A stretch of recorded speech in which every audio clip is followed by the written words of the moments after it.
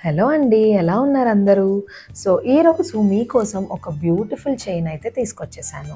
So, ఇదొచ్చేసి మనకి as it is gold రెప్లికాలోనే ఉంటుంది. ఇది మీరు వేసుకున్నా కూడా like as it is gold look and ఫినిష్‌లోనే ఉంటుందండి. దీని లెంత్ వచ్చేసి మనకి 30 ఇంచెస్ దాకా అవైలబుల్‌గా ఉంది. సో, ఇదొచ్చేసి మనకి సింగిల్ లైన్‌లో అయితే వస్తుంది.